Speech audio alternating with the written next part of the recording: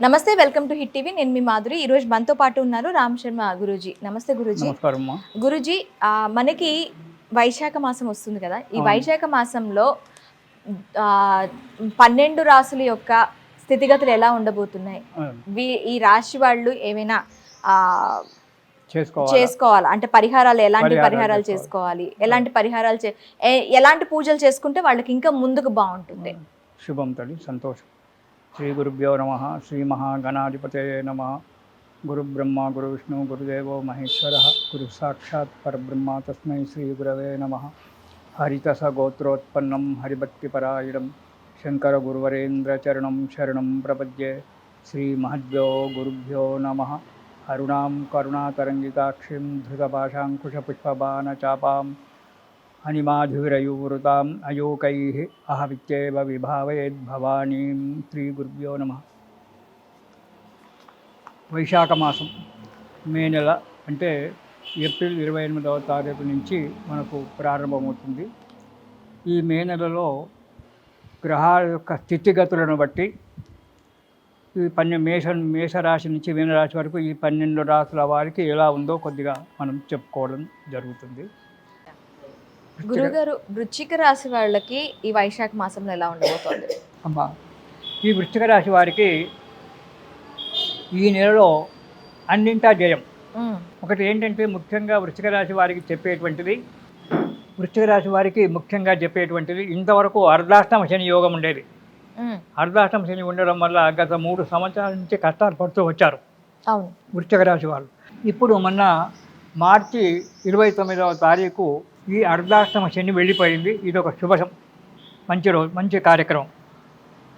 ఈ అర్ధాష్టమ శని వెళ్ళిపోవడం వల్ల ప్రతి కార్యక్రమంలో జయం కలగడం, ఆరోగ్యంగా ఉండడం, మానసికమైనటువంటి ఒక బాధలు ఏవైతే ఉన్నాయో ఆ మానసికమైన ఒక బాధలు తగ్గిపోవడం, మనోబలం ఏర్పడడం, ఏ కార్యక్రమానైనా నేను చేయగలుగుతాను అనేటువంటి ఒక ధైర్యం రావడం, అభీష్ట కార్యసిద్ధి, ఏదైతే మీరు కోరుకున్నారో, పని చేయాలని అనుకున్నారో ఆ పని వల్ల ఆరోగ్యంగా ఆనందంగా ముందుకు అడిగేయడం జరుగుతుంది. ఇక మొదటి వారం కనుక మనం చూసుకున్నట్టయితే యత్న కార్యసిద్ధి, ఏదైతే కార్యక్రమాలు చేయాలి, కొత్త ప్రాజెక్ట్ ఏదైనా పెట్టుకోవాలి అని అనుకుంటే ఆ కార్యక్రమం దిగ్విజయంగా నెరవేరడం జరుగుతుంది. ఇక ఆరోగ్యంగా ఉండడము, ధనధాన్య వృద్ధి, చేసేందుకు వృత్తిలో కానీ వ్యాపారంలో కానీ వృద్ధి కావడము, కొత్త వారితో పరిచయం ఏర్పడడం అనేటువంటిది జరుగుతుంది వృశ్చిక రాశి వారికి ఈ మొదటి వారంలో. రెండవ వారంలో కొద్దిగా అనారోగ్యం ఏర్పడుతుంది. ఉష్ణ సంబంధమైనటువంటి ఒక బాధలు రావచ్చు. ఉష్ణం అంటే వేడి, ఆ వేడి సంబంధమైనటువంటి ఒక అనారోగ్యము, ఏదైనా వ్యాధి రావచ్చు రెండవ వారంలో ఈ వృశ్చిక రాశి వారికి. రెండవది స్థానచలనము, ఏదైనా ఉద్యోగంలో వ్యాపారంలో, ఎందుకంటే ఇప్పుడు ఉపాధ్యాయ వృత్తి జూన్లో వస్తాయి. ఈ నెలలో ట్రాన్స్ఫర్ పెట్టుకొని లేదా వాన్డే ట్రాన్స్ఫర్ చేసి ఇంకో స్థానాన్ని పంపించడము, ఇలాంటి స్థానచలనం జరుగుతుంది. మానసిక బాధలు కొద్దిగా పెరుగుతాయి రెండవ వారంలో ఈ వృశ్చిక రాశి వారికి మే నెలలో. మూడవ వారంలో కొన్ని కష్టాలు వస్తాయి, కానీ వీళ్ళు ఏమీ ప్రయత్నం చేయకుండానే ఆ కష్టాలు దూరం అయిపోతాయి. రావడము పోవడం వాటంతే, యజమానిదేం పెద్దగా ఇది ఉండదు, కానీ మనోవిచారం ఉంటుంది, అనారోగ్యం కొద్దిగా ఏర్పడుతుంది, అనవసరమైన ఒక డబ్బు ఖర్చు చేయడం అనేటువంటిది జరుగుతూ ఉంటుంది ఇప్పుడు మూడవ వారంలో. నాలుగవ వారంలో కనుక చూసుకుంటే ఒక స్త్రీ వలన కలహం, పోట్లాటలు రావడానికి ఆస్కారం ఉంది నాలుగవ వారంలో. ఆ స్త్రీ కుటుంబ స్త్రీయే కావచ్చు, బయటి స్త్రీయే కావచ్చు, ఎవరైనా కావచ్చు, దానివల్ల పోట్లాటలు జరిగేటువంటి ఒక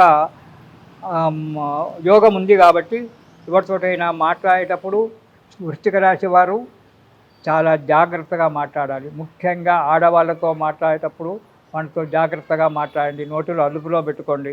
దానివల్ల ఇబ్బందులు రావచ్చు, కోర్టు కేసుల వరకు కూడా వెళ్ళడానికి ఆస్కారం ఉంది. కాబట్టి ఆడవాళ్ళతో ఈ వృశ్చిక రాశి వారు మాట్లాడేటప్పుడు తగు జాగ్రత్తగా ఉండాలి.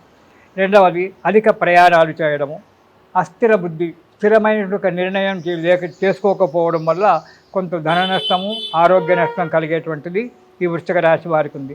ఈ వృశ్చిక రాశి వారు ఈ సమయంలో సుబ్రహ్మణ్య స్తోత్రం చదవడం చాలా మంచిది. ఎందుకంటే వృశ్చిక రాష్ట్రాధిపతి అంగారకుడు, ఆ అంగారకుడు నీచ స్థానంలో ఉన్నాడు కాబట్టి ఇలాంటి కొన్ని రావడానికి ఆస్కారం ఉంది. కాబట్టి వృశ్చిక రాశి వారు సుబ్రహ్మణ్య స్తోత్రాన్ని ప్రతిరోజు కనుక చదివినట్టయితే ఆ స్వామి దయ వల్ల కష్టాల నుంచి గట్టెక్కి సుఖంగా ఉంటారు. ఇది శుభం.